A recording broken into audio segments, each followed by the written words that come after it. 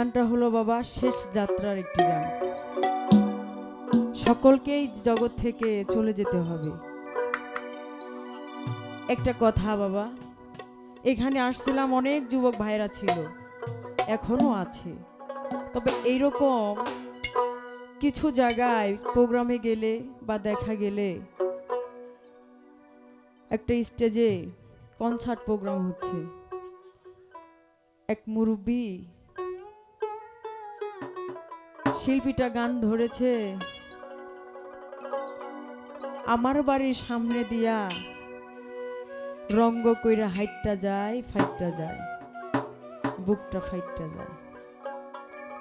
ওই বৃদ্ধ লোকটা স্টেজের কর্নারে বসে বসে ছেলে পেলে ফাল পারতেছে, উনি জোর জোর করে দু চোখের পানি ছেড়ে দিয়ে গান শ্রবণ করতেছে। তো গান শেষ হয়ে গেছে, ছেলে পেলে জিজ্ঞাসা করতেছে, বুঝলাম না কাহিনী। ওই চাচাই বাউল গানের মধ্যে গেলেও অঝরে কাঁদে। আজকে তো এখানে আমাদের বাউল গান হচ্ছে না, আমরা এখানে কনসার্ট প্রোগ্রাম হচ্ছে, আমরা কনসার্টের গান দিছি, তারপরেও গান ধরেছে বুকটা ফাইটটা যায়, আমার বন্ধু রঙ্গ কইরা হাইটটা যায়, আমার বুকটা ফাইটটা যায়। বন্ধু যখন বউ লইয়া আমার বাড়ির সামনে দিয়া। যে জিজ্ঞাসা করতেছে, বাবা আজকে একটা কথা জিজ্ঞাসা করি, বলো কি? ওই বাবা আজকে তো আমরা কনসার্ট প্রোগ্রাম দিছি, কিন্তু আপনার আজকে দিনেও আমরা হাসাহাসি নাচতেছি, আনন্দ করতেছি, কিন্তু আপনিও আজকের দিনেও কাঁদতেছেন, কারণটা কি?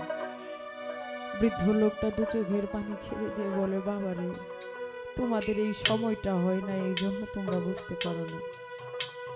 তোমাদের যখন এই সময়টা হবে, তোমরা আছো এখনো রঙে ঢঙে, তোমরা বন্ধুকে কি মনে করো জানি না, কিন্তু আমি আমার বন্ধুকে মনে করি আমার মা, আমার বাবা, আমার মুর্শিদ, আমার দয়াল। গানটা যখন ধরেছে, আমার বাড়ির সামনে দিয়া রঙ্গ কইরা হাইটটা যায়, বুকটা ফাইটটা যায়, বন্ধু যখন বউ লইয়া। তোমরা এটা কি ভেবেছো জানি না, কিন্তু যখন আমি আমার মুর্শিদকে, আমি আমার দয়ালকে শেষ বিদায় যখন দেই, আমার এই বাড়ির আঙিনা দিয়ে খাটের মধ্যে চারজন সাদা কাফন পরাইয়া নিয়া তারা আপন বাড়ি নিয়ে যায়।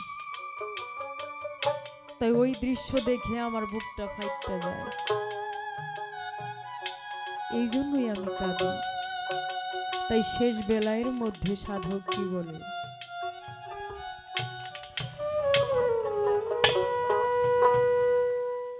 ময়না ময়না কইয়া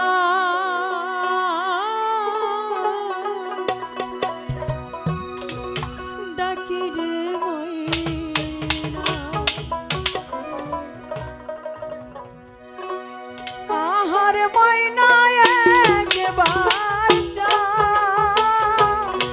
ফিরিয়া রে, ও আরে ময়না একবার যা ফিরিয়া